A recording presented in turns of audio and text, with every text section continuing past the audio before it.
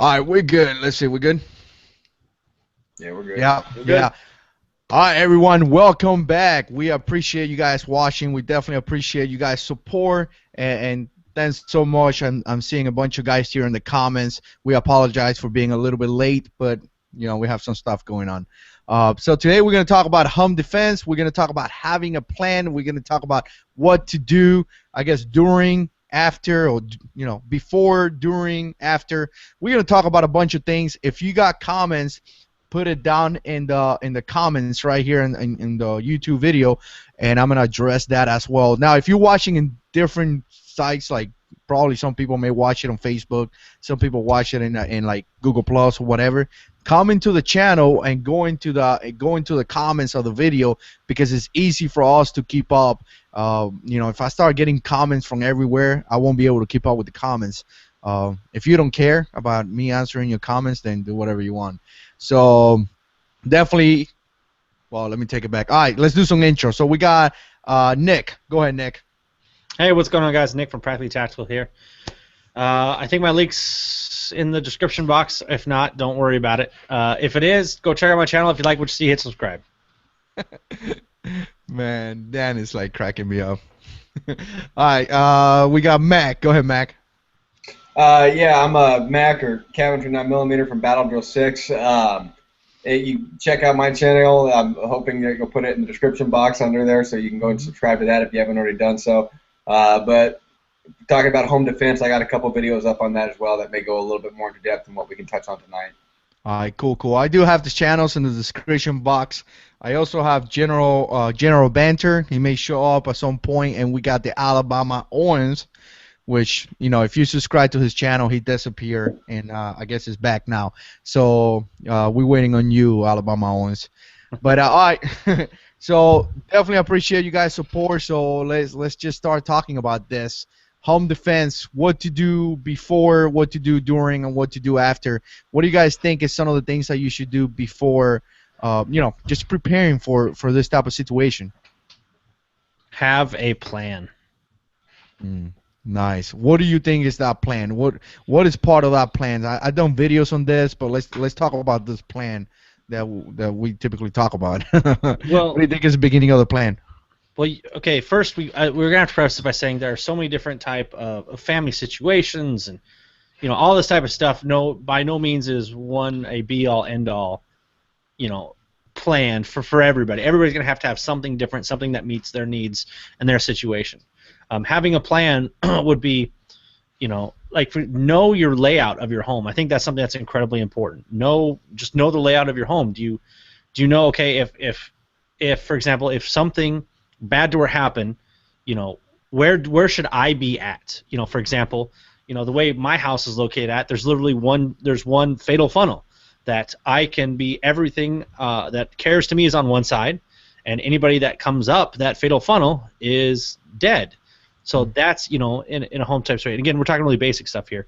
But I think the most important thing is your spouse needs to be involved in this plan. If your plan is, I hear a bad guy, I'm going to get up with a gun and I'm going to shoot him, your plan is failing. Yeah. And I think the number one thing, again, and I see it, at work and on the range and all this time, is your spouse is not on board. They're not informed. They're not part of your plan. And I think that's something absolutely critical. And again, we can go in depth into fatal funnels and room dominance, and all this type of room clearing, all this type of stuff, which may or may not again apply to home defense. But I think that the basic things is get your family involved. Is your wife involved in this plan? Does she know? Do your kids know? Do your kids know the simple difference between a fire alarm going off and hopefully you have a home security alarm. Do your kids know the difference of that? Do they know where they're supposed to go? If they hear a shot fired, do they know what to do? Really basic stuff like that, I think, needs to be, again, a family encompassing plan, and that's a real brief thing there. Yeah. And I agree with that. A lot of times we say the bad guy, I got a gun. I got a gun. If something happened, I have a gun. We need to realize that the bad guy has a gun. And the biggest things that I tell people, the whole shotgun thing, I rack the slide and people are going to run away.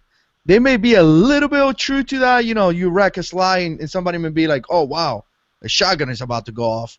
But in all reality, that's not completely true. A person that comes into your house at 3 o'clock in the morning when your car is outside and they know 100% that you are inside of that house, that person is ready to kill you and to take away your stuff. I mean, I think there's a big difference in your security plan when it comes to somebody coming in at noon, 12 o'clock in the afternoon, versus somebody coming in at 3 o'clock in the morning. That guy that is coming in the afternoon just wants to steal your stuff, and that's it. The guy that is coming at nighttime wants to kill you most likely, or at least have the ability to take you out. So just don't think because you have a gun, that's it. I mean, the plan needs to involve all these different things. Go ahead, The Matt. thing we have to realize that at any point in time when a bad guy is elected to target us, we're immediately at the disadvantage. And so that gun allows us to tip the tables a little bit more in our favor. But the reality of it is that bad guy has a gun. He may have friends that have guns that are there as well. So the tables are still going to be in his advantage, and they're still slightly in his advantage even if he doesn't have a gun. Like Nick said, have your plan being I'm going to shoot this guy. That's not a plan. That's a lack of a plan. Your plan should also not incorporate, well, I'm gonna rack this slide and hope he gets scared, or he'll hear my revolver click and hope he gets scared and runs off. That again, that's not a plan. That's tactically stupid. Tactically stupid. I like that, man. I think I'm gonna do a video on that. Tactically stupid. I got the idea. Now I gotta develop the video around that. So. No, yeah, definitely good point, and I like the fact that you talked about your family, because you're talking about engaging a target. I've been in houses inside where you have to engage a target. Once you shoot a weapon inside of a house, it is something pretty scary, especially for children, for everyone. That pistol, I mean, we're talking about this environment. It's not going to be you at the range with your cool tactical ear pro. It's going to be pretty much shooting a gun inside the house. It's going to be pretty scary, pretty confusing because it's dark time. Your children don't know where to go. People could get caught up in the crossfire. So identifying those points that you talked about, Nick, is critical. People got to know where to go, what to do and how to do it. And here's something to think too. For example, let's say your bedroom faces, commonly in homes, bedrooms, there's a main hallway and bedrooms are across from each other. It might not be doors exact or whatever.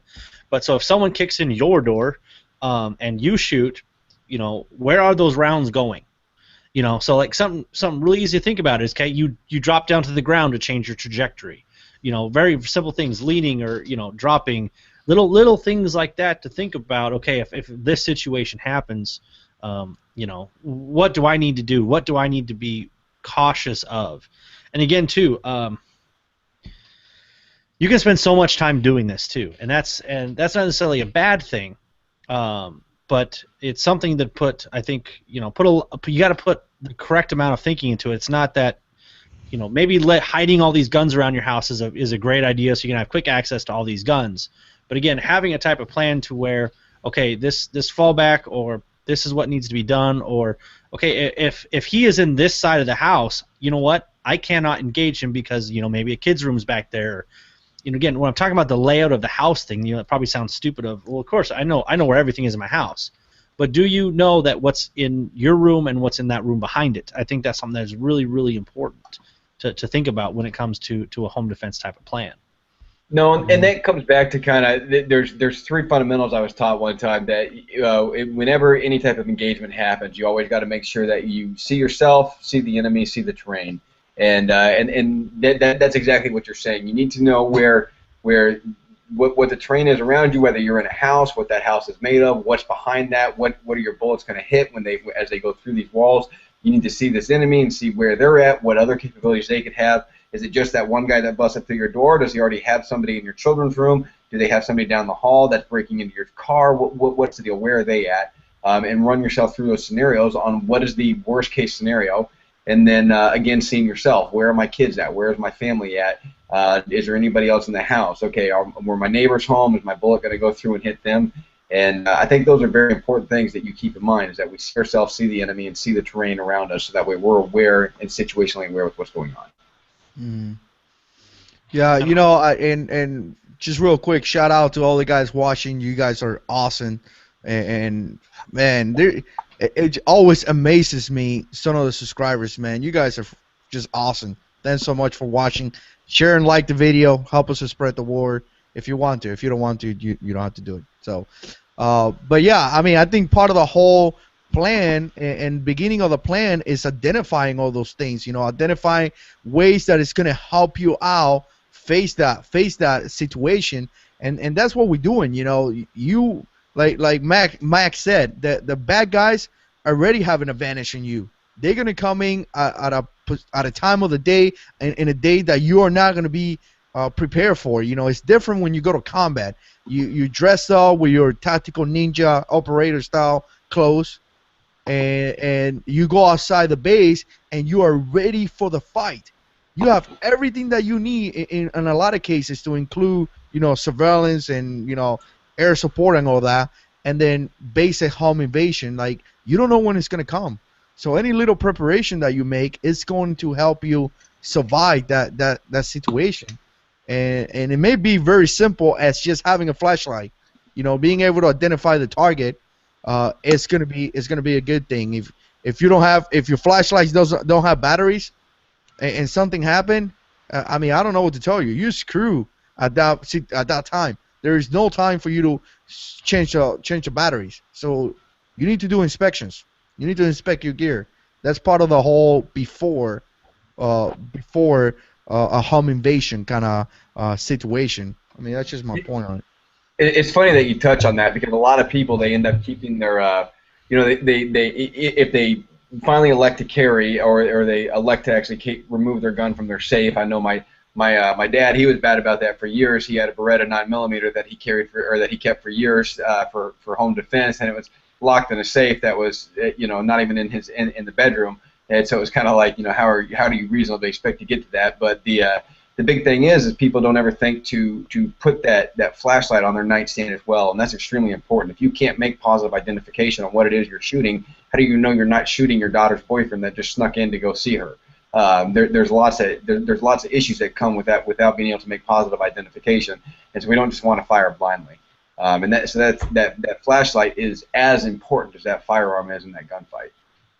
For the record, in case my daughter ever watches this video, I'm totally okay with the opposite of what he said there. I just want to make that clear. No, literally, Jarhead, I was literally going to, right before you talking, I had this up to talk about too, as a flashlight. You know, I made a video saying this is literally probably the most important thing that I carry is a flashlight. Yeah, you did make that video right after I said that I didn't have a flashlight. Yeah. Well, I'm sorry that I totaled my car for you. You called me out. Yeah. I was like, you know what? I'm going to crash my car and prove Jarhead 6 wrong about how important a flashlight is. But no, that's something very important too. And again, to jump on to some off topic slightly, but why I like a flashlight so much is so many people come in, they want a laser. They want a laser. They want a laser. They want a laser. So they can see. Lasers is trash, man. No, I am 100% on board on that. For many reasons. Number one, if you're looking for a red dot, you just completely deleted situational awareness. You're not looking around. You're focusing on a color, not what's going on. Mm-hmm. But here's the thing too. You know, if I go like this, and here's a very simple thing. Let's say I point that on there. Do you know where the main beam of my light is? Yeah. If you want a laser, there you go. And guess what? It just illuminated your target. It's literally a laser, but better. Mm-hmm. So, and that type of thing, that's why I absolutely love flashlights. I carry a flashlight every single day of my life now. Well, and I'll say my flashlight is probably the tool that gets used the most that stays on me. Even more so probably than my pocket knife does. My flashlight gets used more often than that does. So it is the best tool that you can have on your belt. You know, one of the things that I talked about this in the past, people, and one of the things that I always hear is like, well, if you use the flashlight, you're going to give away your location. Well, if you do this, and to tell you the truth, we could what if this all we want. I mean, you could tell me that you have a Glock 17 with 33 rounds or whatever amount of rounds max, and I could give you a situation that is going to what if that. There's always going to be something that we could what if. But, I mean, having a flashlight and having that capability, if you have to use it, use it. If you don't have to use it, don't use it. But I like the fact that I have a flashlight in my gun. You know, if I want to use it, I use it. If I don't think it's appropriate to use it, I don't use it. But it's good to have choices. That's just my point. Have Well, choices. and people are missing the point of the flashlight, or another aspect of the flashlight being to be able to blind that person, and so you take away their ability to see. And just think about what cops do to you when they pull you over. What do with you? They flood all those freaking lights at you so that you can't see what the hell is going on and what side of the car they're coming up on. And that's the same point that we need to make with this. I mean, how well can you see when I do that? I mean, it's you can't see me, and it not only does it blind you, but it disorients you as well. And I think that's extremely important that we realize that. We realize the advantage of, yes, we did give away our position, I guess, but it's the what we gain from that is far superior. Now, if we're talking about trying to ambush somebody, then it's a different situation. But you're not trying to ambush this guy. He already knows where you're at. He already knows that you're in the house. Yep. Well, we got the Alabama Owens. I mean, that's just awesome that he's here. You want to do an Back intro, from the bro? dead. Yeah. Oh. Oh, he's gone. He's like, I don't want to hang around with you guys, fool. All right, so definitely, there's a lot of preparations that you need to do before facing this type of situation. Definitely talk to your family. Definitely have a plan, and I would add up to that plan that, things like not only what type of firearm you're gonna have, what type of training you got to do, and not only yourself, you got to be able to train your wife. And I'm saying you personally, but you have to be able to take training with your wife. If your wife has to know how to use a gun, because if you go down, which there's a high possibility of you going down, what is she going to do to defend herself? And something that I tell people all the time, this is not Call of Duty, guys. If you find yourself in a situation when you are inside your house with a gun and you have to get out of that room because you have to go and get your kids or something like that, the possibilities of you being shot are extremely high. Clearing a room or walking around a house, clearing different sections of your house, it's not like Call of Duty. There is a highly chance that you may do everything the right way and you're still going to get shot because it's just a bad situation to be on. So you got to train your wife. If you go down, what is she going to do? I mean, what do you guys think about wife when it comes to this? Well, I'm going to jump in here, then I want him to say, but here's something that, for those that haven't looked up, there's Trigger Time TV, was a great channel. One of the guys that they feature on there is Kyle DeFore, Navy SEAL, you could say one of the top firearm instructors in the United States. Just awesome guy. He has a video up kind of talking about this, and I think he put it perfectly, how much money we spend on soldiers. You can literally have the best Navy SEAL out there who has millions of dollars invested in the best equipment ever. And a 14-year-old kid who has never fired a gun before has killed those guys just like him. Sometimes plans don't work. Sometimes things just don't go your way. And I think that's something, again, too, and I know I'm guilty of it too, is guess what? Sometimes things aren't going to go your way no matter what. Things go bad. Bad things happen. Yeah. That's what happens in this world, and it has to be a part of your mindset when it comes to your plan. Is you can plan out everything, you can do everything perfect, and bad things can still happen. And I think that's something that, again, too, I'm sure I'm guilty of not doing that or doing that, whichever. But it's something that has to be considered. That being said, I offer couples courses and have a Valentine's special, so let me know. Can me and Jarhead get that special? You can absolutely. I will absolutely give both you guys that special. Can we get pink guns too? Yeah. You only get the special if you bring pink guns. Hey, you there, Alabama Owens? Am I actually there this time? Can you hear us? Yeah, I can hear you. Can you hear me? Yeah, very, very loud, man. Awesome. Turn my volume down. Yeah, please. you like killing my ears. Hey guys, it's the Alabama Owens. I've been gone forever. Like 6 months. Yeah. All right, guys, go ahead and check out his channel. I'm gonna put a link down below. You know, prepping and guns and a bunch of stuff. And apparently, he's gonna start putting videos again, right? Yes, I am. All right, cool, cool, cool. Tell us, do a quick intro, man. Some people probably don't know you. Yeah, Or people that know you forgot about you, Yeah. probably. I'm the Alabama Owens. I make YouTube videos. I'm an expert on nothing, but I do a little bit of everything, prepping guns, things like that. Um, go way back with JH6. We started about the same time, and what are you these days? Practically tactical these days. That's correct. And I got a notice when I joined in that Mac is not in my circle, so I don't know Mac. Yep. Hi. Yeah, you guys go ahead and subscribe to each other and send private PMs later. There you go. There you go. Hey, I'll have my people contact your people. There you go. That'll work. I'll have my production studio get in touch with yours. How about that?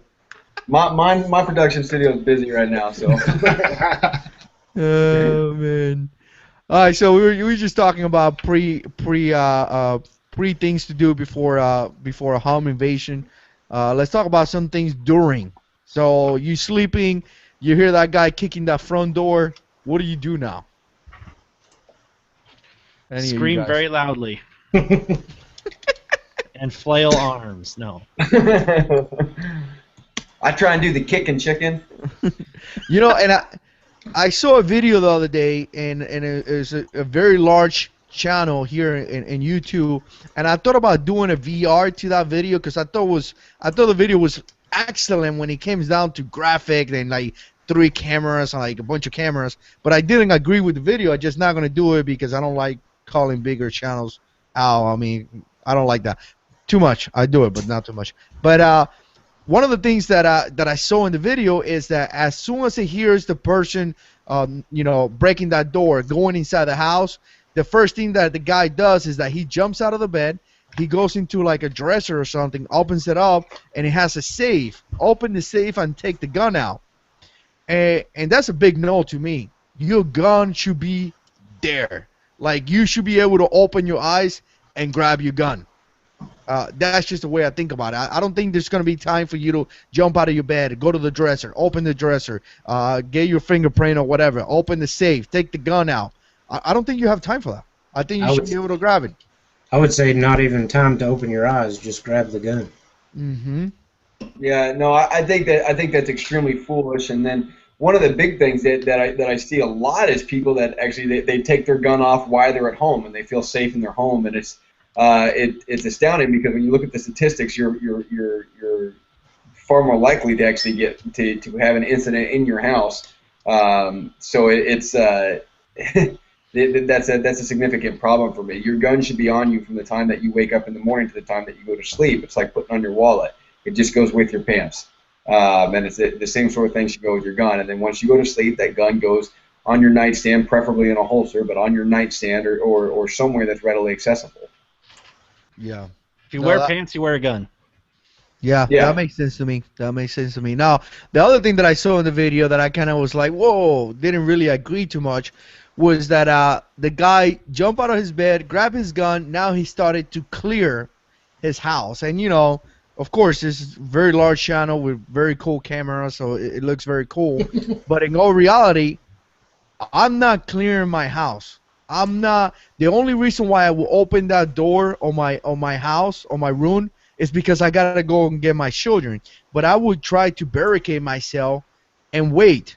Call the police, barricade myself, and wait. I'm not seeing myself walking around my house, possibility of getting shot over my TV. I just don't see myself doing that. How big is your TV?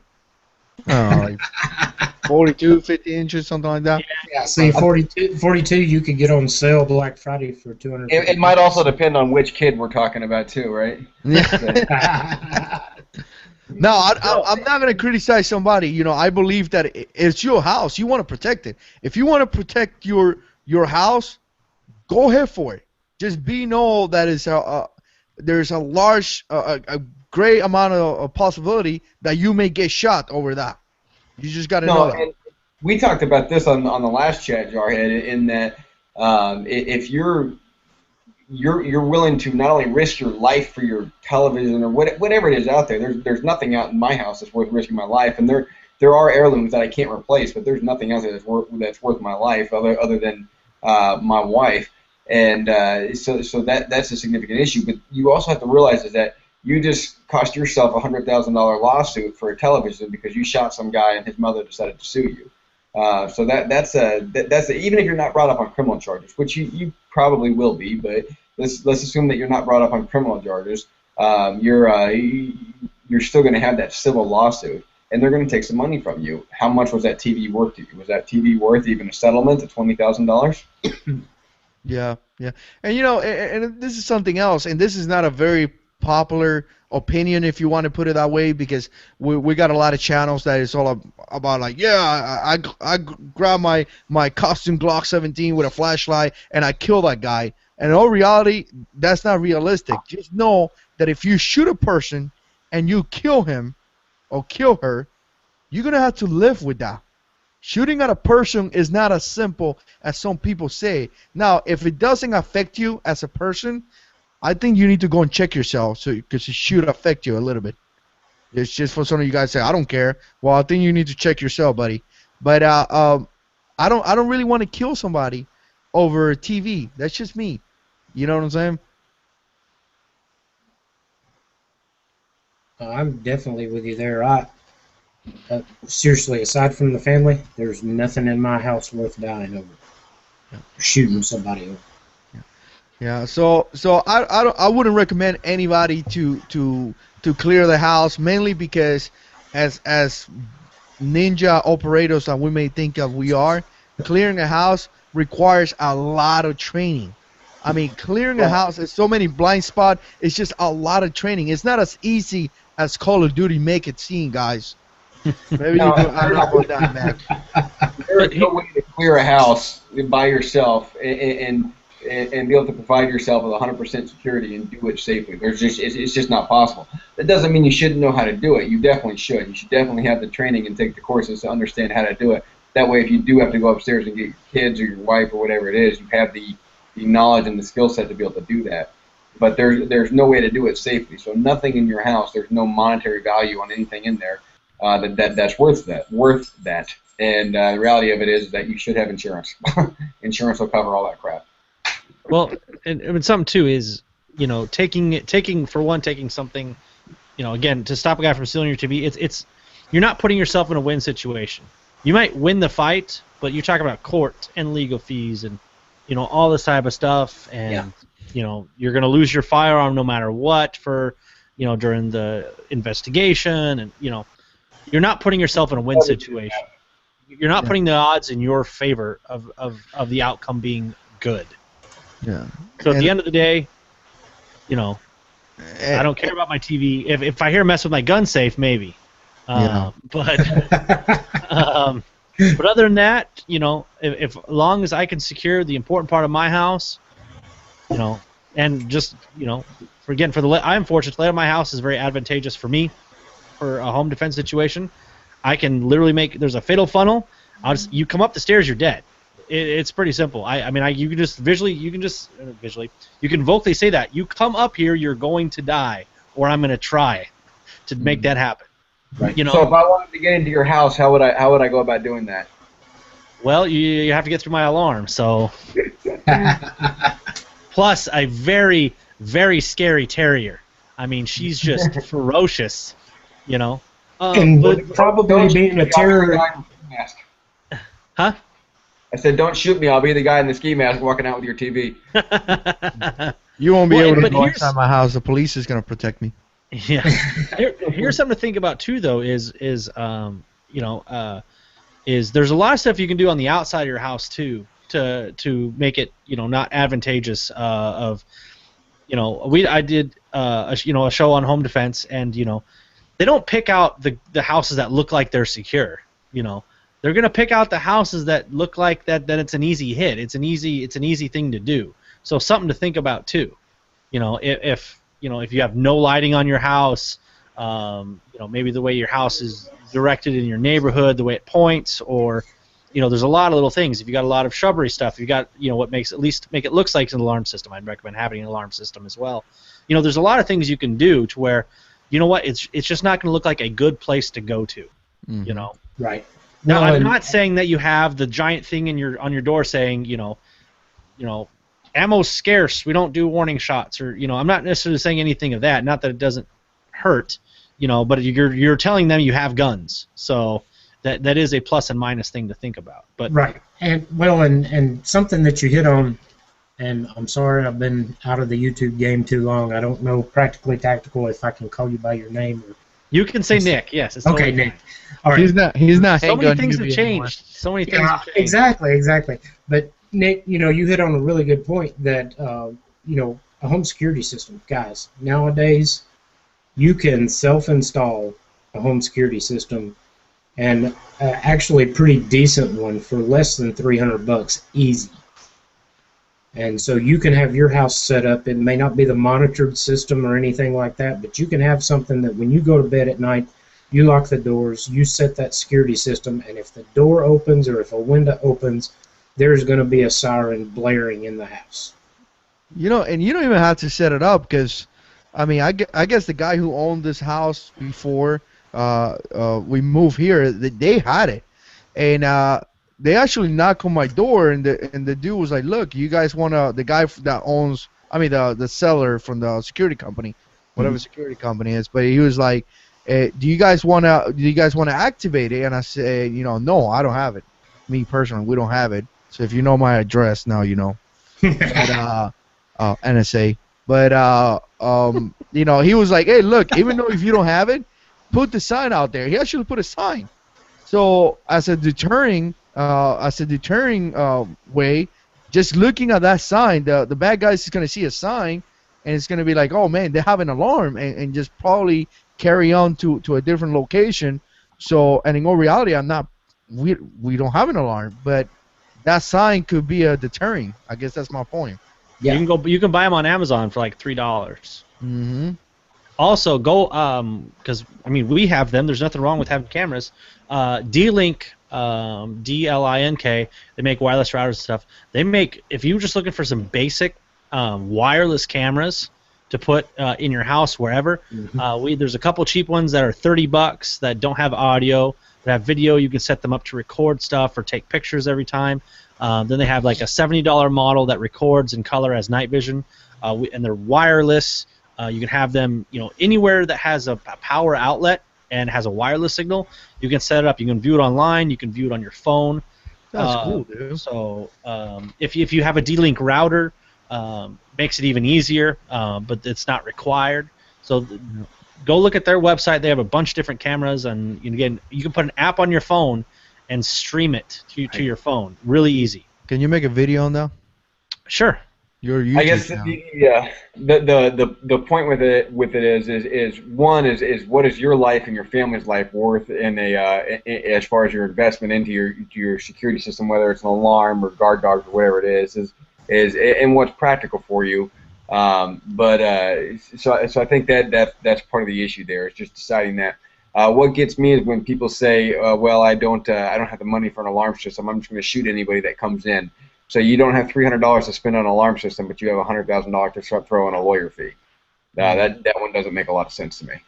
I think people I think some people need to calm down and realize that you are not a ninja operator.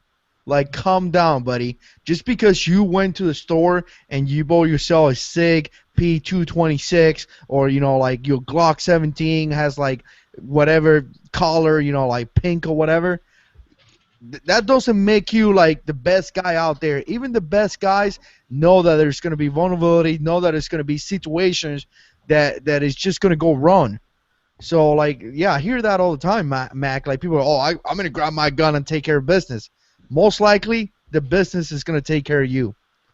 So start realizing that you're not really you're not that awesome, dude. And implement ways that is going to help you out to survive a situation, you know. And I don't know, man. I just see so many people always bragging, and apparently they're better than everybody else. They just need to be humble, man. That's just my point on that.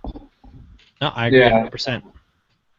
You know, I'm gonna go back to this. I did that video about press check, and you know, it got like 1,700 views in like a day or a day and a half, which is a lot for the channel. And that's all I said. Look, check yourself. You know, how many times do we go to sleep and wake up in the morning, and then you go downstairs or you go to your front door and you left the door unlocked? I mean, that happens. Or you think you have your car keys in your pocket and you left it inside the car, or you did something so stupid that you thought you did, but you didn't do it. I mean, it's the same thing. Yeah, your gun should be loaded all the time, but what about if you didn't do it? Your life depends on it. So what is the big deal that once every whatever, you know, I'm going to leave my house, you make sure that your gun is inspected and ready to go? I don't think it's a big deal. It's funny that you bring that up, Jarhead, because I did a video last night on it, which I gotta edit it and then I'll post it this week. I actually did a bunch of videos last night to kind of get caught up a little bit. But the that press check issue, this is one to me that I don't understand why it's an issue. Because if you are law enforcement, military, or an armed citizen and you're going on patrol, you have a responsibility to check your weapon and make sure it's functional. And that armed citizen, your patrol is you going to the grocery store, you going out and doing your daily stuff with your weapon. So as soon as you put that weapon on, it needs to be checked. And so the issue is that people say, well, it's an administration move to do this damn press check, and we don't want to do that. And they're absolutely right. It is an administration move, but I still don't understand why we've made this an issue. Why can't you simply just unload your weapon and do a proper reload on it, and now I know that weapon is loaded. And to me, this whole press check issue, I don't understand why this is actually becoming an issue and why these videos are getting so many views. Me neither, man. When I saw that video, it kind of like, we call in the military, you call it a brat check. I didn't even know that. Well, you know, I seen some videos here on YouTube where the ninja operators are like reloading and doing like all crazy stuff in your gun, and I'm like, why are you doing that? But you know, I don't even think that was an issue. I think that was just proper. You load your gun and you check it. Now, well, and you know, I mean, that just goes back to your standard, like, you know, your PCCs and PCIs. You do your pre-combat inspections. You make sure that your equipment is serviceable and ready to go, and that's pretty standard. If you don't like the fact that you're doing an administration move, then just reload your firearm and make sure that it's loaded and call it a day. It goes back to, like, if you actually do that on a firefight, you actually face a threat and you reload your gun after you run dry, you reload your gun and you do a brat check once during an actually confrontation, during actually a fire conflict. You don't need to stop doing a brat check. You just need to stop being an idiot, because who's going to do that? I mean, really, if you do a brat check on a firefight, you are an idiot. That have nothing to do with guns. You need to go back and check your brain. You and I had talked about that after that video came out, and we won't say the name of the channel on here, but after that video came out on that, there was we had talked about that as far as who was drawing a gun and then immediately doing a press check before they do their drill. I just don't see that much as a reality. And the other thing is to say that a technique that is used by a large majority of shooters is stupid is probably a very arrogant statement, in that, because when you look at the shooters, the world-renowned shooters that do this, Travis Haley, Chris Costa, they both do this, and they are some of the best shooters on the market right now. Mm-hmm. And so I think that's a fairly arrogant statement to say that that's a dumb technique regardless. I'm not a fan of administration techniques. Like I said, I just reload the pistol. But I will not go. I could never go as far as to say that Travis Haley or Chris Costa are doing something dumb. Yeah. I mean, I've seen the videos. They look like pretty solid to me. If I find myself in a firefight with those guys, I think that would take me out. They look pretty good. Yeah. I mean, the only problem with Travis Haley is that he was a Marine, right? Yeah. Well, you know what? You know what Marine says about Army guys. You really want to start these jokes, man? I got lots of them. Yeah. You know, I remember one time I was in one of those chats and I got attacked. I think it was one of the AMFA chats. I don't know what you're talking about. Yeah, I got attacked by a bunch of Army guys, and I just sat there. I was like, okay, All right, got it. Roger that. Hey, I Yeah, mean, what can you say for a branch that doesn't even buy their own stuff? You know, what's that? I mean, the Marines don't even buy their own stuff. They have to get the Navy to buy their stuff for them. So. I know, I know. You guys are a bunch of boatmen. I mean, a bunch of sailors over there. Don't you say aye aye or something like Yeah, that? And for the record, just so because I've been out for a while, I did not serve. I have never served. I am not a veteran. but you're a pretty cool dude, though. We endorse Well, you. thank you. The only thing I'm a veteran of is the McDonald's drive-through, and Jarhead gets that joke. Yeah. Yeah, I do. I don't know, man. You know, just check yourself, people. And if you think you're so good not to check yourself, it's just probably gonna die. I'm not. I'm not gonna like. You know. And I tell you, man. And it's a sad story, but I remember being. I think I was a sergeant, and I had this Marine that never paid attention. I mean, the guy was like out there, you know, like never, just like a poor kid. And I'm not. You know, he was just a kid. A lot of times you got this, you know, you guys got to understand, Marines are, you know, Army, Navy, whatever, they kids. I mean, we're talking about 18-year-old boys. They kids leading patrols. I mean, they awesome. But every now and then you find that knucklehead that is not doing his job. And in this situation, it was this guy didn't want to do his job, didn't want to pay attention, and all that stuff. And I said, man, if you don't pay attention, you're gonna get hurt. And I left that unit. I went to a different unit, and like 10 months later, I saw the guy who was missing a leg. I mean, and I'm not by no means saying it was his fault, but I mean, you have to check yourself a lot of times. You know, just basic inspection, it's going to increase the possibility of you not getting killed or you not being in some type of confrontation. Sometimes it's not going to matter what happened. You know, sometimes things happen, but sometimes we need to pay attention to what we're doing as well. So don't think you too better not to check yourself. I don't know. That's just my point on that. I think the chat is running like 30 to 45 seconds delay because now I'm seeing comments about press checks. Yeah. So either way, yeah, if you have a round indicator, I'm reading here the comments. Yeah, if you got a round indicator, I would say it's kind of like a press check. You can see that you have a round. So, I mean, not too much to talk about that.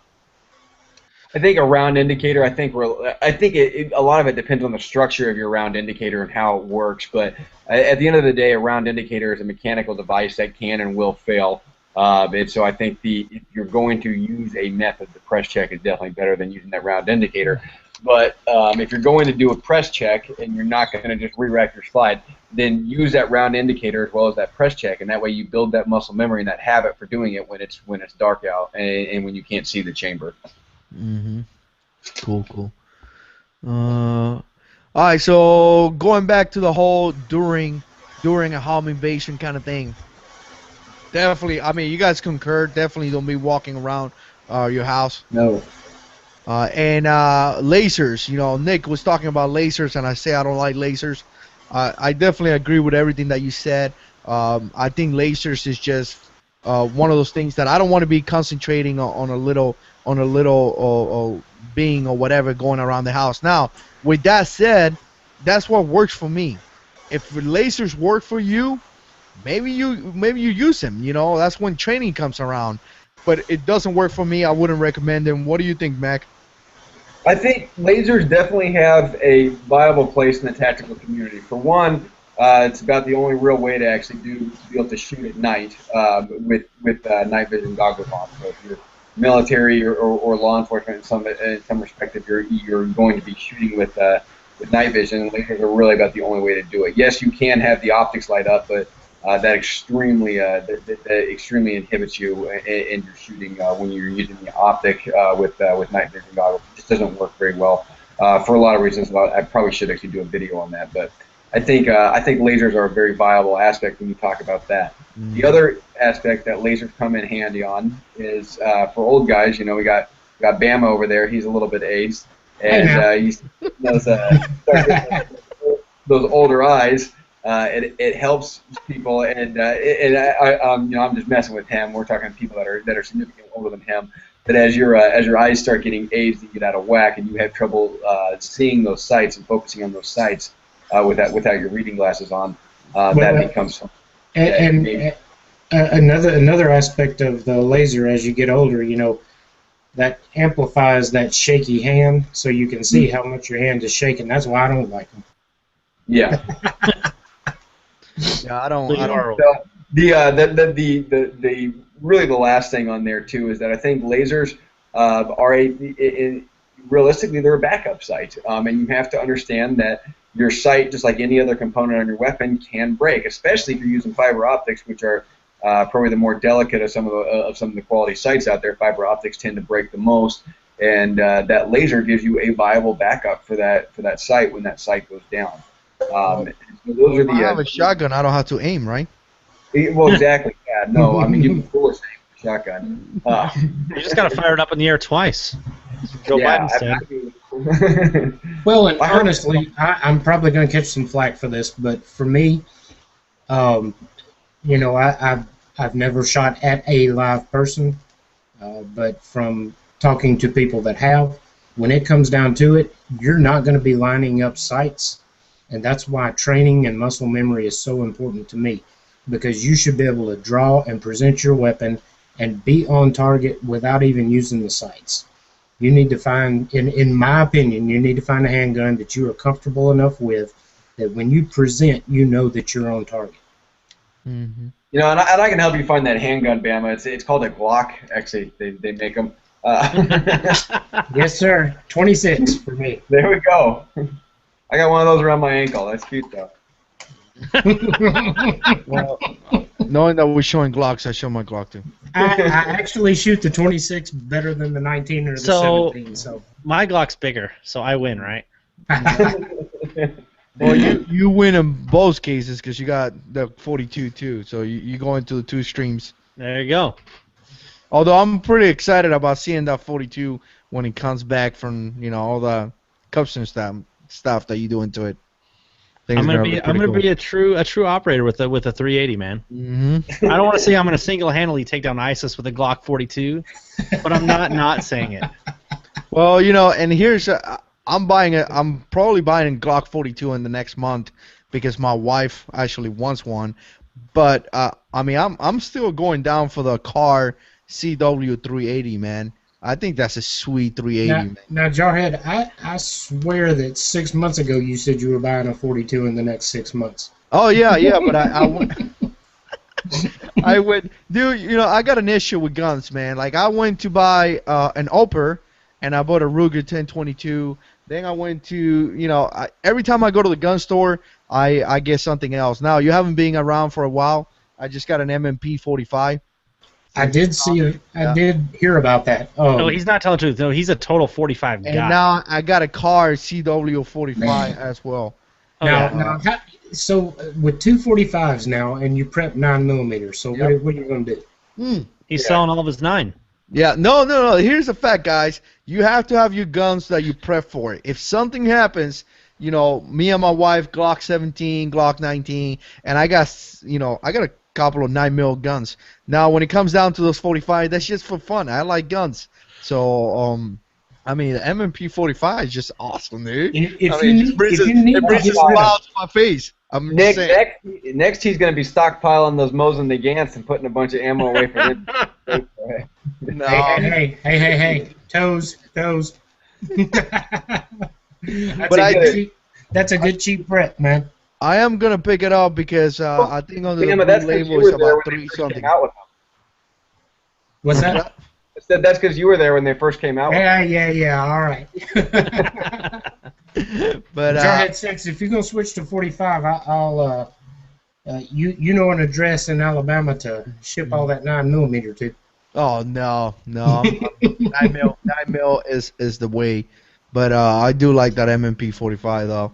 But I mean the Glock 42 under the blue label I think is about 360 or 369 something like that. So I'm gonna pick up one next month probably or the month after. But I don't know, the 380. So and the firearm guy just put a video on this two guns. So go ahead and check them out. But the 380 is such a good pocket gun, and that's what I'm looking for. I'm looking for a pocket gun. that I could use sometimes, and whatever, whenever something happens, maybe I could use it. I like guns, so I'm not chiming on the 380 here because again, in a gun shop, some of you guys come in and say, "Oh, I got to get a 380 for my wife," or because she's going to handle even 9mm, blah blah blah.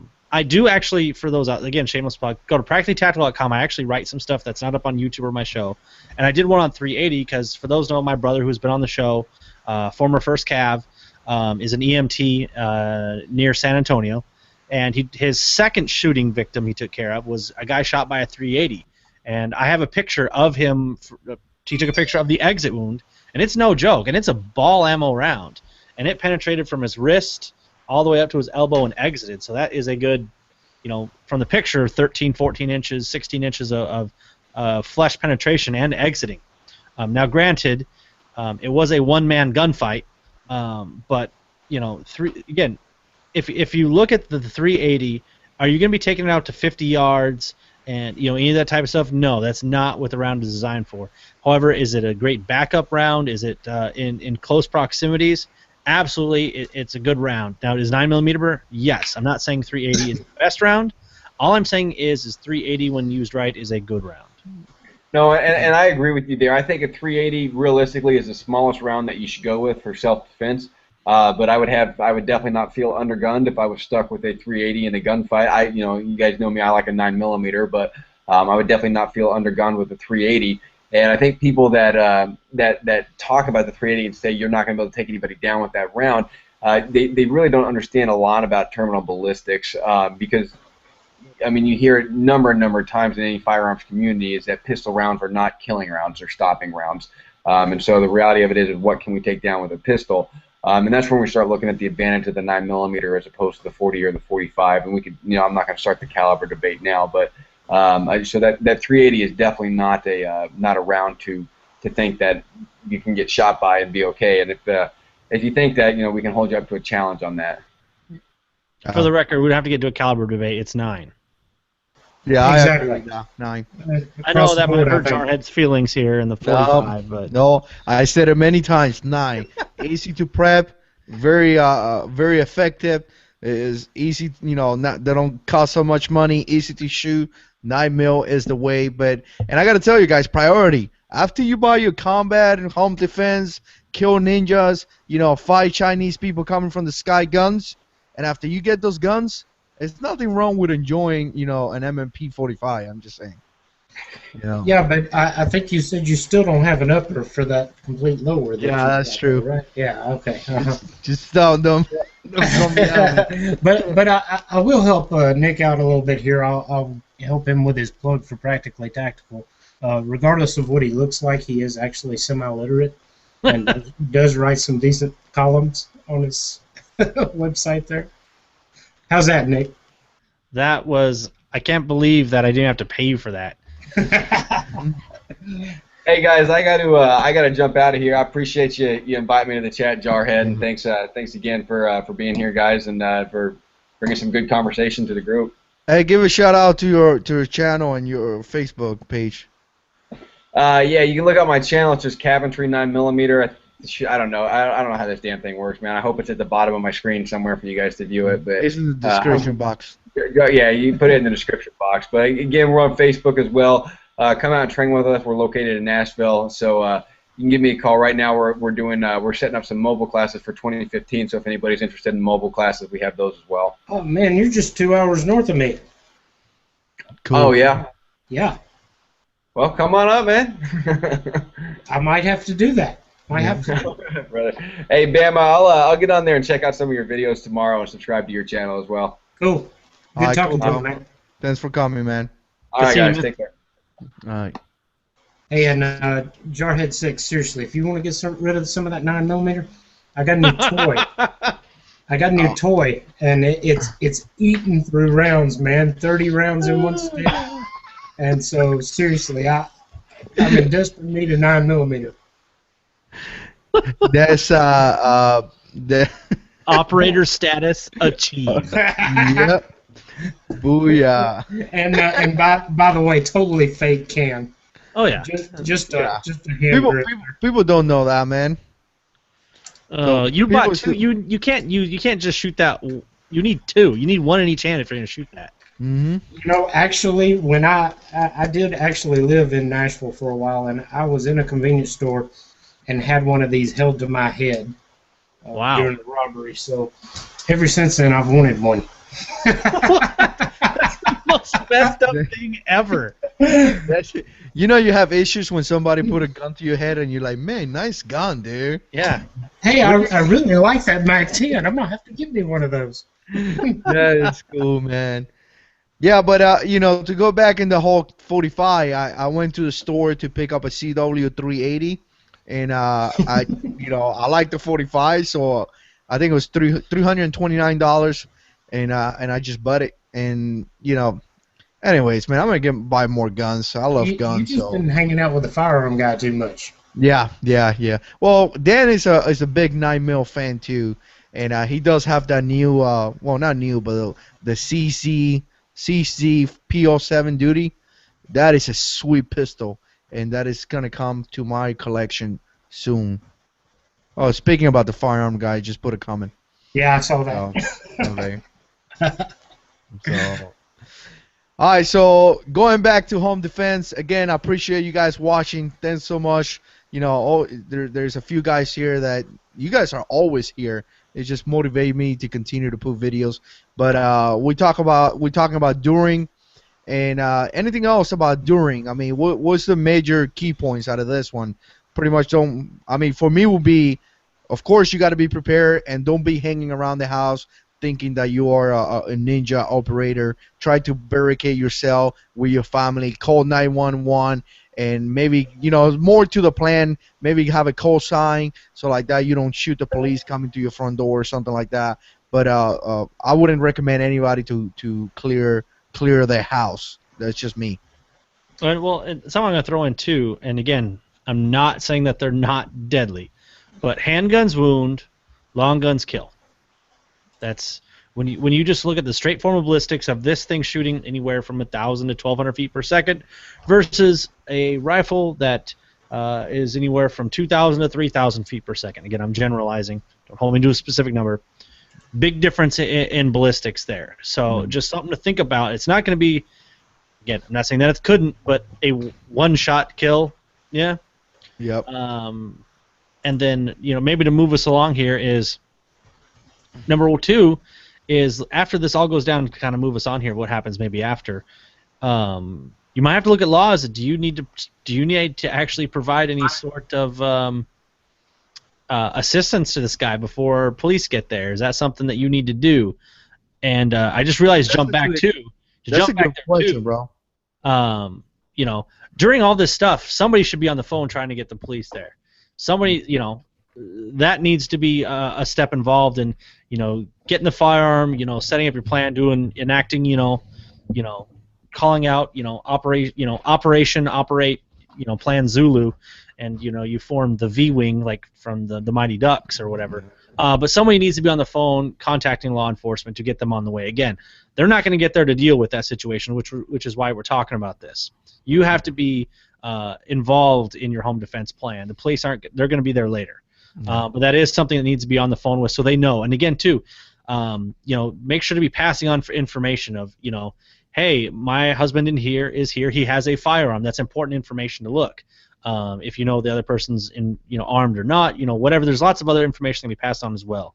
So that's something that needs to be happen as soon as you can get on the phone and make that call. That needs to be done to kind of jump back there a little bit. Yeah. Okay, now let me ask you something, because something kind of off. But what do you think is the best Glock generation? 4. Somebody asked that. Really? Yes. What about you, Mike? I think he stepped away for a second. Yeah. What? I mean, 4 does give you more things. You could change the back strap. All that. Is that why?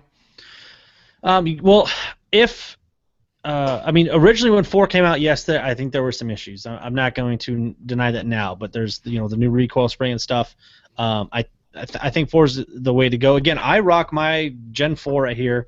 I don't do any of the back straps. I probably actually maybe prefer the 3 pebble grips a little bit better maybe than the pyramid grips. But But I like the extra magazine, and I do feel like that the recoil spring in the Gen 4 is better at reducing recoil. Okay. What about you, Alabama Owens? What do you think is the best generation for the Glock? Actually, personally, mine is a late Gen 2, and I have absolutely no issues with it. My dad does have the Gen 4. Of course, his is in 45 gap. I do like the extra back strap. It just gives a nice little feel to it. Who buys 45 gap? My dad. Wow. Man, And he doesn't try shoot to that thing find too some, much, does he?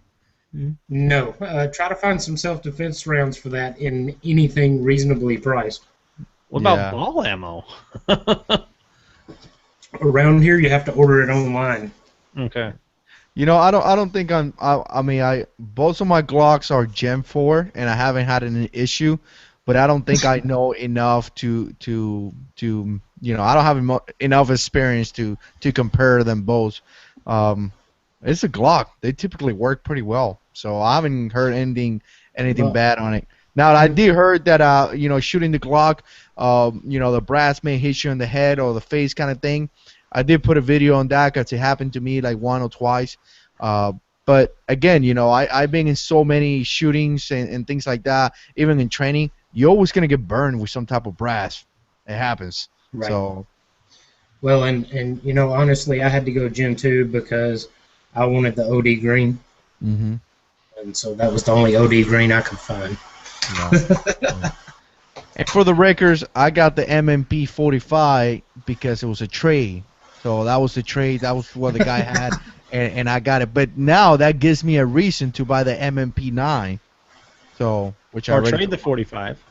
No, there's no trading.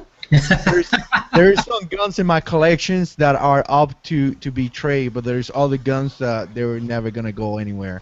And MMP 45, meets that criteria. It will never leave the JH6 compound. Just saying. All right, so back to home defense.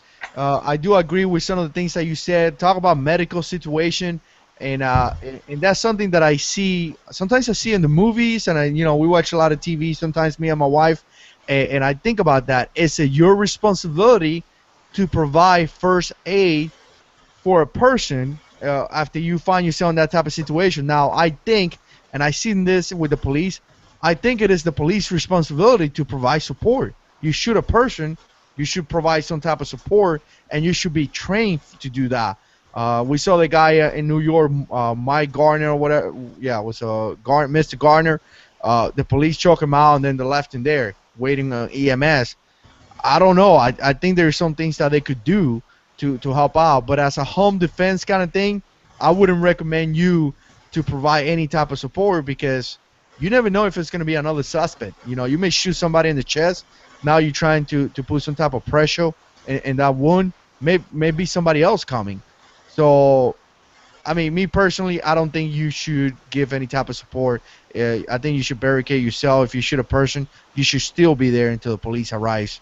Well, I would say check your local laws.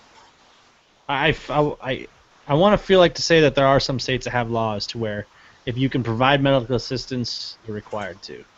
Whether or not they would hold you to that and actually prosecute you for that would be another story. Yeah.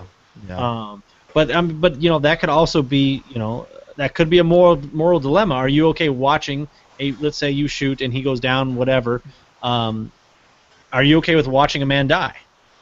That's I think something that you have to think about. And again, I totally agree too. You might have to shoot and he might have to stay there, and you're gonna have to make sure hey, everything's under control. There's no one else, yada yada yada, before doing anything else if you so choose. But I think you do have to, again, have that at least thought in the back of your mind is, am I okay with watching a man die in front of me? Yeah. I'll quote. If you guys know Brandon LaBouffe, I just hacked his last name, from Nola Attack. When we were on a show with his medical kit, he proposed it as to if you have the ability to take a life, you should also have the ability to save a life. Yeah, no, I agree. And I think that you should try, help out. And I'm I'm not doing the whole helping out because it is my responsibility because legal whatever. I just think that as a believer, at one point I may be judged for that. So Right. I may want to do everything because the way my belief system. Now, everybody's different. You may have something else, but at the same time, do I want to leave that position where I'm barricaded with my family to go into maybe 10, 15 yards in front of me or maybe a different room to provide some type of help when it could be somebody else hiding behind a Right. couch or something like that. So that's going to be a difficult position. Me personally, I think I would stay with my family because that is my first duty to protect my family. Well, and Uh, you hit on something that a lot of people don't think about. I don't have statistics to back this up. This is a gut feeling, but I believe the statistics are probably out there that in general, it's not going to be one person breaking into your home. yeah. No, Generally, FBI statistics are generally the average is 2 people. exactly. So you shoot one guy, he goes down. You go to help him. You may be exposing yourself. Yeah, and by To no means am I saying you shoot him, he goes down, you run out there and right, help him. If you wait a while, you see if anything else is going on, and anything's happening. Maybe you can hear the other guy and he leaves. Whatever. I think that's something that. And again, do I even know what I would do in that situation? I don't even know. Don't right, know. I'm honest to say that. I right. don't know what I do. I have no idea what I would feel after just shooting a person. You know. Adrenaline No starts clue. pumping. There's absolutely no way you can know what you would do. Yeah. To sit here and hypothesize about it is really disingenuous to even say, but it is things that you should think about and at least try to have a plan for. To me, that's a worst case scenario that I actually have to go out and and shoot someone. No, I can't say how I would react, but I do have a plan on what I would hope to be able to do. Yeah. No, I think that's a good point. And I don't think you're ever gonna prepare enough to deal with that situation. Look at the military. Thousands and thousands and thousands of dollars to prepare, and we still have 22 guys killing themselves daily because PTSD. I mean, you're Right. gonna have to deal with this, people. It is, and I hate to. Sometimes I get called out by some of those people here in YouTube, but I'm just speaking the truth. You're gonna have to deal with it. You shoot a person in real life, it is not Call of Duty. There's gonna be blood everywhere. Your family is gonna be scared. Your wife is gonna be traumatized. Your kids are gonna be. I mean, they're gonna be 30 years old and they're still gonna remember the day that dad shot a guy. I mean, Right. they're gonna understand that you did it to defend them, but it's gonna be things that you're gonna have to do and I think as a preparation, not only you have to prepare yourself mentally and with the tools necessarily to accomplish a mission, but you're also going to have to make sure that when that happens, that your family's taken care of. That may be counseling, that may Right. be church counseling in your church, or maybe you don't believe, but you want to take basic counseling or whatever. Just keep that in mind. It's not going to be as simple as, hey, you know what? The guy comes in, I get my shotgun, I shot him, I shoot him. I mean, you hear that all the time. Right. It's not going to be that simple. Now, if you don't mind, Jarhead6, I got to go back, way back up here in the comments. Um, the firearm guy looked like he was advocating turkey shot in a home defense situation. And I just have to ask about that because didn't you guys, didn't you and he have a debate on that? Yeah, we did. And And, I thought he was 100% buckshot guy. yeah, he just put a video on something with birdshot penetrating video, one of those videos that he does, and Uh-huh. he said he had pretty good results with the birdshot. Just saying. Uh-oh. Uh-oh. I mean, I don't want to put words on him, but I think that's pretty much what he said. Uh, he's probably listening. He's gonna make a comment now. Give it a second. So. Yeah, and I'm reading one of the comments and say, hey, look, if you go inside my house, I'm gonna take care of business. Got it. If you come inside my house to cause damage to my children and my wife, I tell you right now, there's a high possibility that you're not going to make it. I'm telling you right now, it is not going to happen. I will not allow you to hurt my family and my wife and children. It's just not going to happen. And I think you guys feel the same way. And not only because the government gives me the right to carry a gun. Thanks a lot, Obama. It's not because of that. It's because I've been called by God to protect my family. Right. The Bible tells me that I need to protect my family. So you're probably not going to make it.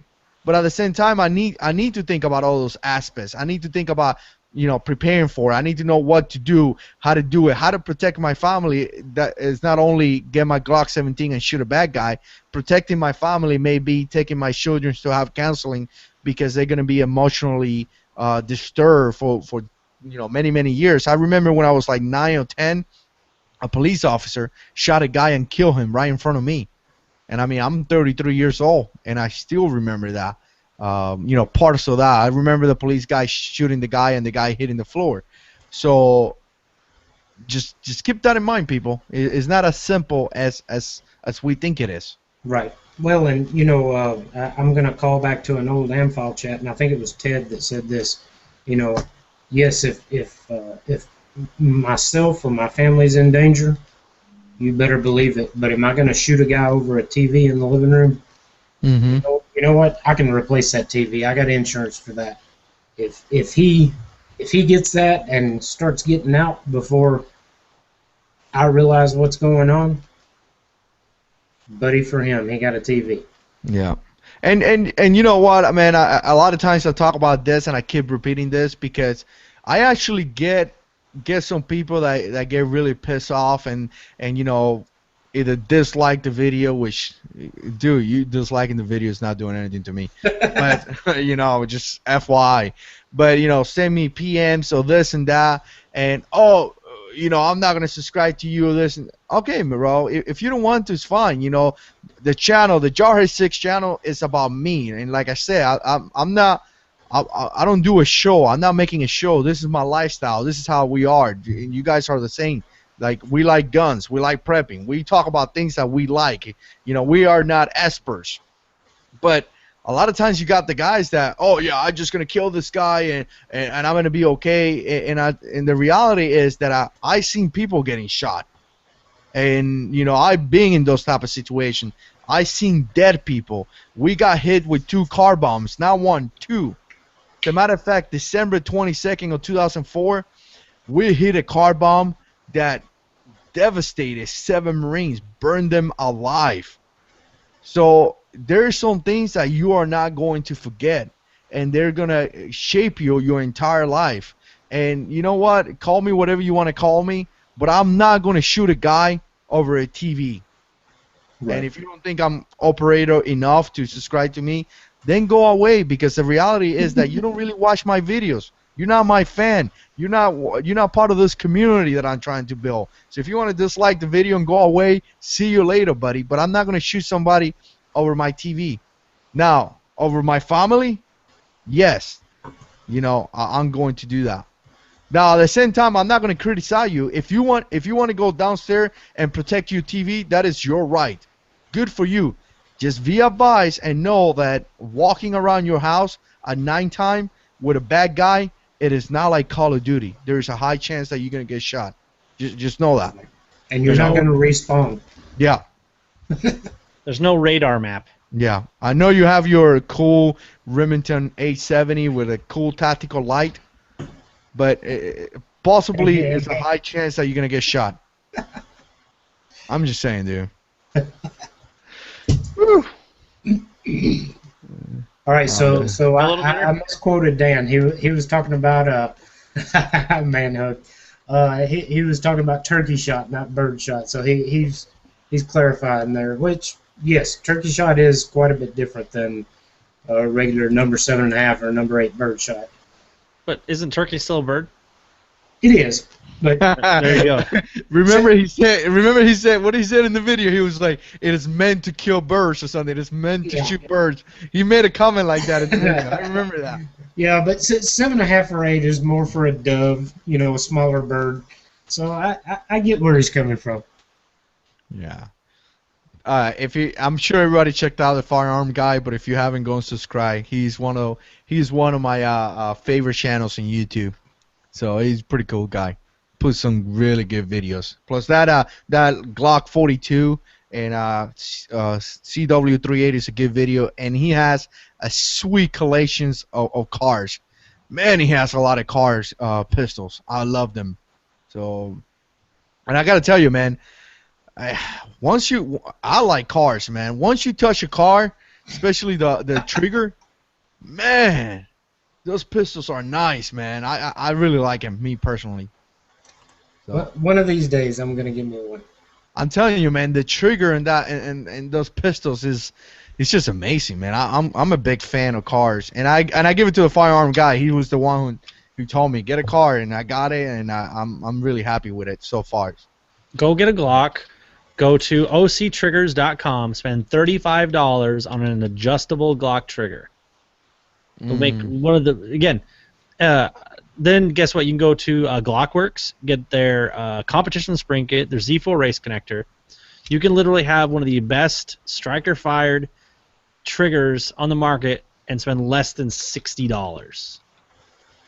Again, if you want to go the full ZevTech Fulcrum, of course you can. Is it better? Yeah, but I got $60 in this trigger, and let's see if I can do it this way. Look at that. So there's my take up. There's my break. $60. I don't know, man. I'm Pretty not freaking good. I mean, I'm not criticizing people that do it. If you want to do it, do it. I'm a fan of guns that come stock, man. Other than changing size, I'm a very simple guy. You know, I don't know. I like my gun to be good from the beginning. I'm not too much into changing too many things. But again, I'm not saying it's the wrong thing, but No, that's exactly what you're saying. Jarhead, I need to let you shoot this 26 of mine. It's got the 3.5-pound Ghost in it, and I'm telling you, it makes a difference, man. yeah. I don't know. Maybe I don't want to do it because once I do it, then I gotta have it. Yeah. Oh, man. All right, so coming up to Home Defense, going back to it. If you guys got any questions, put it in the comments. Definitely appreciate the 24 people watching or something like that. So we talked about having a plan. We talked about doing things before the home invasion happened. We talked about doing. Now we kind of went into a little bit of the after, where possibly shooting a person and things like that. What else you think? I think one of the biggest thing for me would be if nobody got hurt is learning from your mistakes. And in the military, you do an after action report. Something happened. After every single mission, you do an after action report, and you talk about the good things that happen, but you talk about the bad things that happen, and you talk about ways to mitigate those issues. There's always going to be issues, but how do we mitigate them, and how do we make the bad good? So it's always going to be more good than bad. That would be my advice. What did we do wrong? Why did we got targeted? Why did somebody went inside our house and stole our stuff? What can we do to stop them? What do you guys think?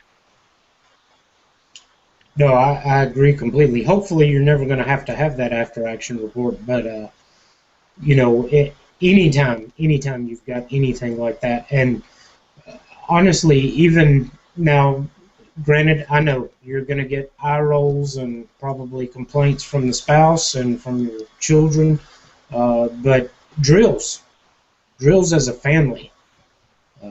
What are we going to do? How are we going to do this? How are we going to handle this situation? And running a mock drill, and then doing an AAR after that to talk about what happened. To me, that's much more realistic. Chances are, nobody on this chat, nobody watching this chat is ever going to be in this situation. But you can run a drill with your family and run that drill, go through the steps, and then have an AAR. Mm-hmm. Sit down, talk about it. What did we do right? Where did we mess up? What could we have done better? And, it's just like shooting your weapon. You practice it. Anything that is important, as this is, anything that is potentially life or death, should be something that should be practiced, in my opinion. No, you're absolutely right, man. Training and drills, man. I cannot stress it enough.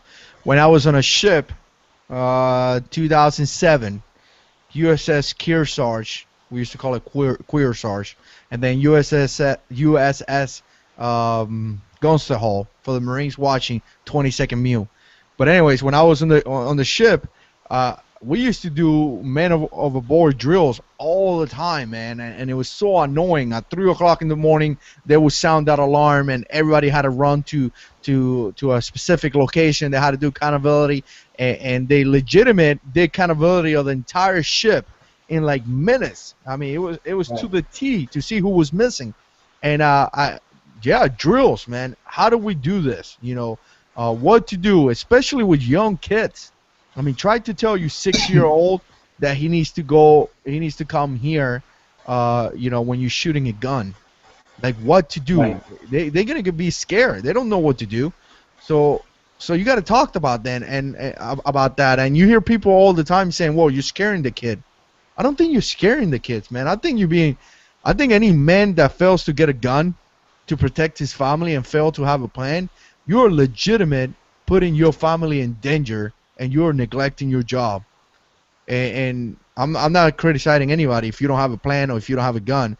I just say that if you don't, maybe it's time to think about it, to think about buying one and thinking about protecting yourself, because the police is not going to protect you. Like, why is that so difficult for people to understand? Like, is that like something difficult? Like, the cops are not going to protect you. I mean, Right. it's just not going to happen. Like, protect yourself. And we hear people complaining all the time. Well, why is the police is not here? I don't even. Why? Like, every time something happened, why is the police not here? Like, my question will be like, why do you fail to protect yourself? Right.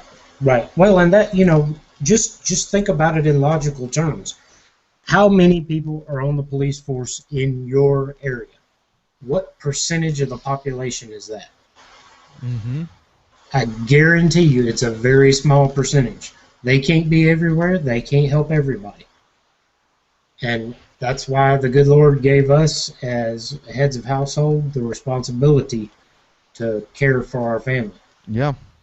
Yeah. And and I get it, gun-free zones and things like that. And to tell you the truth, this is just me.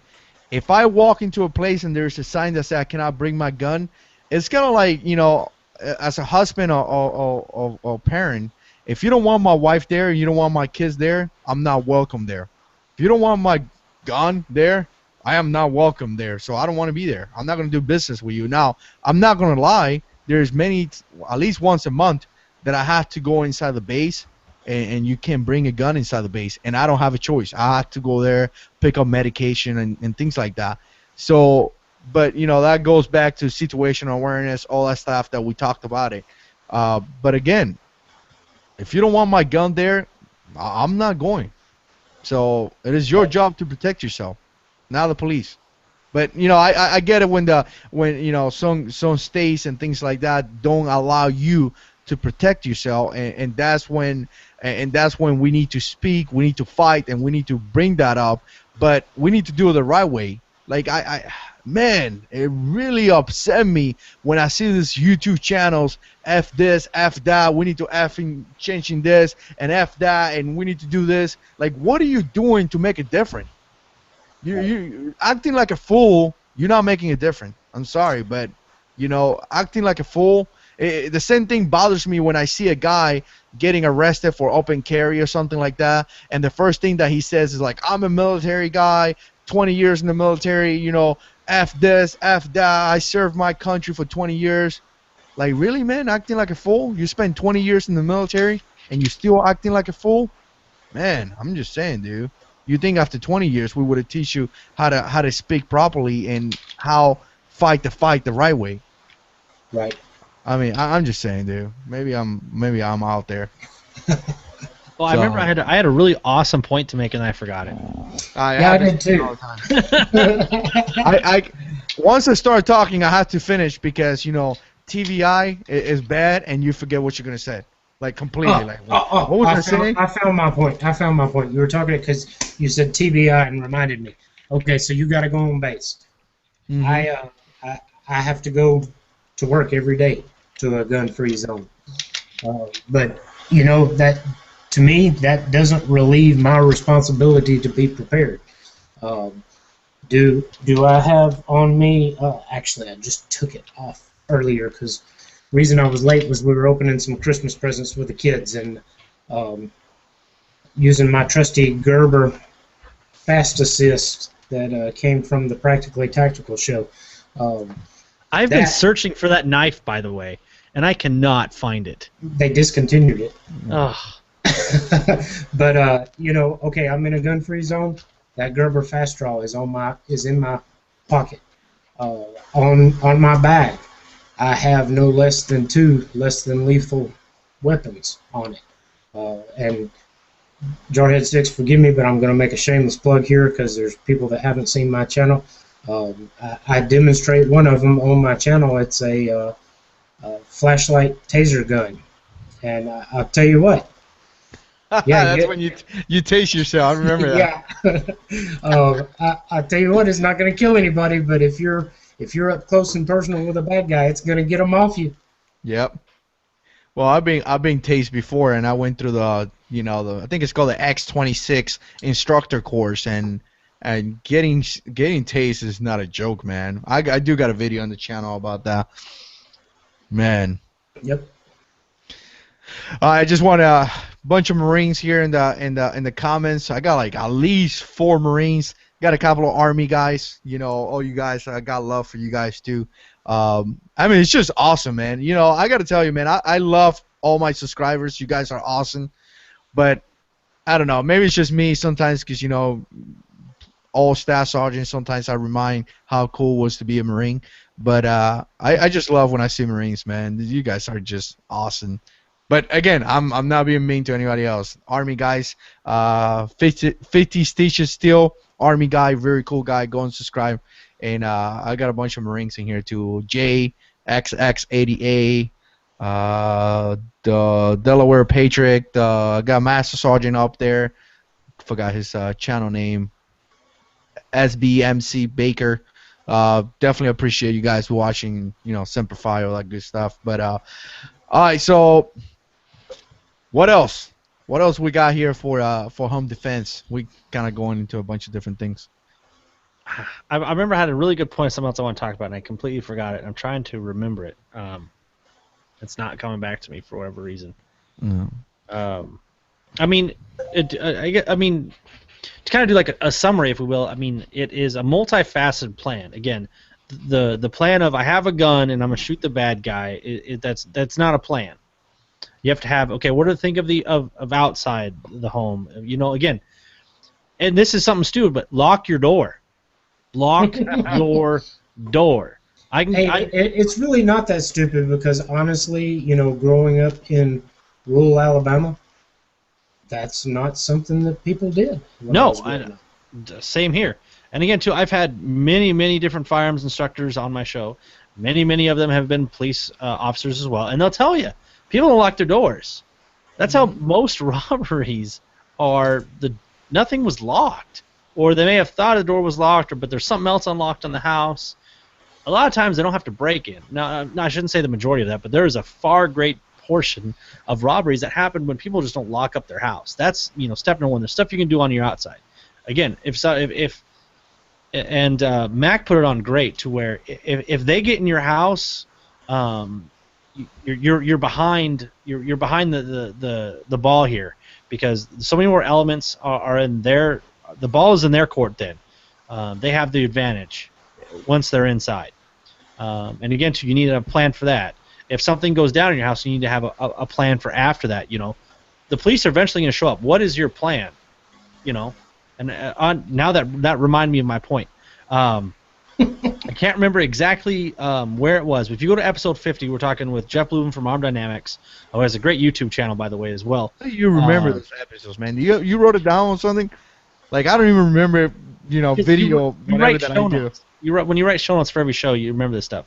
Near the end of the show, though, we talked about insurance for concealed carriers, and there's basically two ones. There's the one that the NRA offers, but you only get the money that they help you with after you win the case.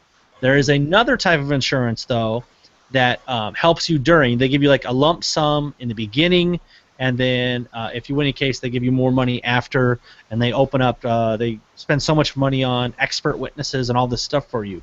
That is something that really needs to be important, whether you're a concealed carrier, even if you're not, but you have a gun at home defense. That is a really crucial part that you should do. And again, they're really cheap. They're like, I think they're like $75 a year or something like that. So it's not, very much $6 a month or whatever the math is on that one.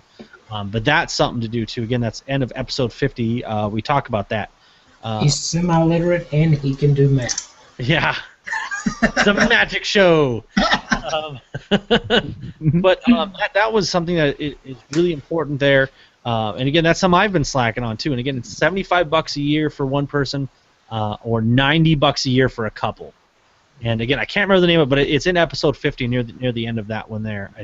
Episode 48. Sorry, episode 48. Episode 48. But go check that out. That's something that again I need to get, and I'm sure everybody else there needs to look into as well. Do that. But back to the whole plan thing. You need to have an outside plan, inside the home, and after plan. And we can tell you this. I think we talked about it on that show as well. If something happens, get a lawyer. I know you want to tell your side of the story. I know you want to tell the truth. You don't want to tell what happened. But guess what? There's a lot of little things that you could miss. Mm-hmm. Don't say anything. Don't say anything in the car. Don't say anything on the way to the police department. Don't say anything at the police department. Get a lawyer. That by no means getting a lawyer is that is in no way saying that I am guilty of XYZ or I'm not talking to you because I'm guilty. By no means is that. You're getting a lawyer to, again, protect yourself. You're getting a lawyer there to protect your family. So don't say anything. You pay them money to walk you through a process to make sure that you want to present the truth. Your lawyer is going to help you do that in the best way possible. That is the best way to protect you, your family, your investments, and you monetarily. Because, again, that is part of this whole game, too. You can go shoot somebody for a TV to defend your home and stop him from stealing your TV. But do you really win when that guy sues you for $102,000? You got to think there, and the process goes the same way. Don't say anything. Get a lawyer. Pay that person to protect you. Yep. And you know what, man? And it's kind of funny because working as a military policeman, and I don't know why people do this.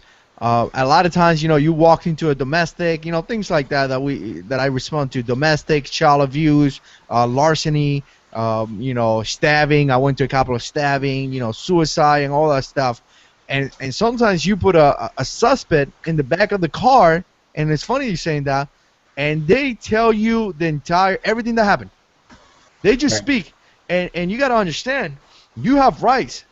If I tell you, if a police officer questions you, you have the right to get a lawyer and all that stuff. But if a police officer is driving a car and you're just singing back there, I did this and I did that, and talking to yourself, which some of you guys may think is funny, but it happens all the time, they're going to use that information against you. So, like Nick was talking about this, shut up. Don't talk. Like I as a Marine, sometimes you go to respond to some calls that you want to help out your fellow Marines because your fellow Marines, and you know that he shouldn't talk, and a lot of times they talk, and you're just saying in the inside, like, dude, don't talk. Like, why are you even speaking? Like, just shut up. You're gonna get in trouble if you keep talking. But I guess some people, I don't know, man. Some people are just like, I like to talk, I guess, Yeah, but either way, all right, so good points, Nick. I really appreciate that, man. And I got to tell you, man, just a side note, you have this microphone, right? Yes, I do. How do you get rid of this light, dude? This light? Mine's on. Yeah? Okay, I think I'm gonna put a bandage or something. You're glowing. I have mine point up and away. Okay, so yeah. It's kind of turn it. Yeah. So you won't, unless you think you're cool and like Iron Man. Yeah, you see? Yeah, now it's in the camera. No, I'll do it the other way. That'd be funny. Mine's farther away. Mine's not so close. So. Electrical tape. Yeah, that's what I was thinking. By the way, if you're making YouTube If you're making YouTube videos, this is an awesome microphone. What is it called there, Nick? Something 2100? Audio. Hold Audio on. Technica something. Let me go look it up here since we're. Yeah, Yeah, put me on the spot.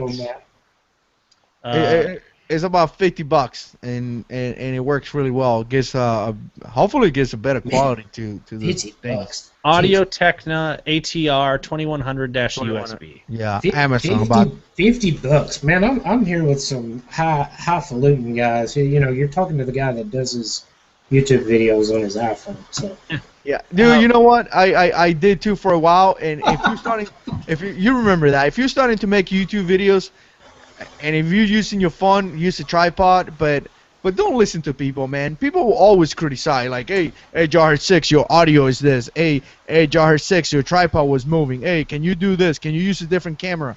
Listen, dude, I'm not a camera production guy.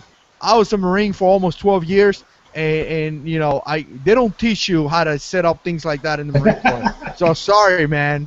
you know, you didn't go where I thought you were going with that. Yeah, my bad. I was a Marine for 12 years, and we're not. Oh wait.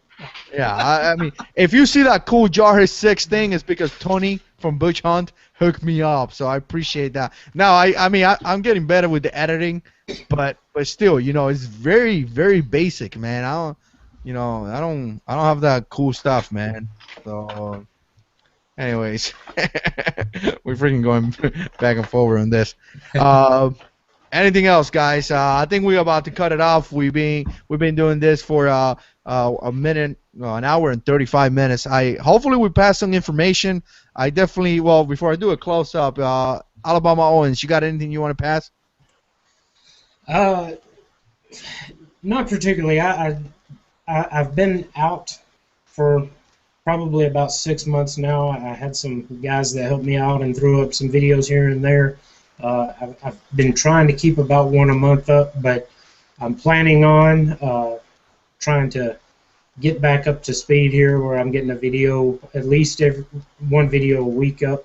I did just post a video today on, I've been working with Polymer 80. They do the 80% lowers.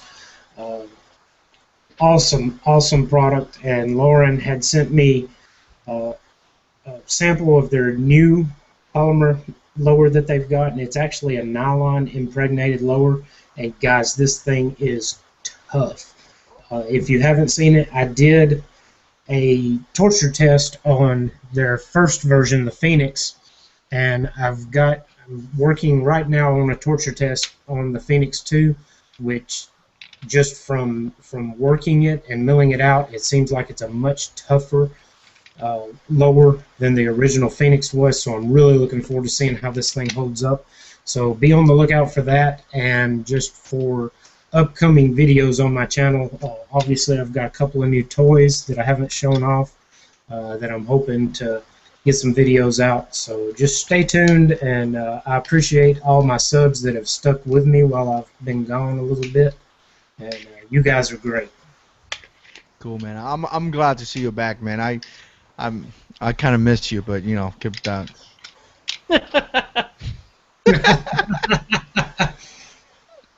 Oh man, just do, man. What about you, Nick? Not much. Just plugging along as usual, trying to get into some more gear stuff. Hopefully, again, I will be able to do some more gear reviews and stuff here shortly. Otherwise, plugging along the show every week. You can catch Practically Tactical live here on YouTube. Whenever we stream, all these people that are watching, I'd love for you guys to come on my show and ask questions live as well. If you can't watch the live show, you can catch our show on iTunes. Don't be stealing on subscribers, Stitcher. man. They don't like me anyway, so it's fine. In fact, they're probably all going to go unsubscribe from me. But you can listen to Practically Tactical on iTunes. If you have an Android phone like I do, you can listen to it on Stitcher. You can go to practacpodcast.com, and you can listen to the show from the website. Yeah. You can stream it on iPods and everything. You can listen to the show anywhere you are. That's awesome, man. And I gotta tell you, man, if normally guys, some of the guys that come here, they typically may not have the biggest channels out there. You know, so some of the guys have come here into the chat have pretty good sized channels, but they're just cool dudes, man. And that's just I don't know, man. I don't care about how many subscribers you have. If you're a pretty cool dude, and a lot of guys have asked me if they want to come into the chats. Listen, if you want to join and I'm doing this, just let me know. And you want to participate, just let me know. All I would ask is to, and the only thing that I'm gonna ask is to keep it clean. That's it. And why? Because it's my chat, it's my rules. So keep it clean. So if you could stop yourself from saying F this, F that every 2 seconds, you could come here and give your input and talk and just have a good time. I mean, we are not experts or anything. We're just a bunch of guys hanging out and talking about opinions and things like that. So definitely anybody's welcome. As long as you could keep it clean, anybody's welcome. I think I said enough on that. All right, so definitely appreciate you guys watching. Hopefully we put some good information out there. Hopefully you guys, some things that you guys learn, some things that you guys agree, or I love the comments because a lot of guys are talking to each other. Sometimes you guys having your own conversation there and passing information to yourself, between yourself, which is pretty cool. Tomorrow, 7 o'clock Eastern time, we're gonna have the radio show that I've been doing. That it's not getting too many views, but hey, some people like it. So if people like it, I'm gonna keep doing it. And actually, Nick and Mac are gonna be there. We talked about training for about 25 minutes. Man, we could have talked about training for at least another hour, man. Like I felt bad stopping him, but we had this chat going on. And what we did is that we recorded today, and we're gonna post it tomorrow. So definitely appreciate you guys watching. Stick around. Merry Christmas, Happy New Year, and a bunch of more videos coming up in the JH6 channel. And that's it, man. God is in control.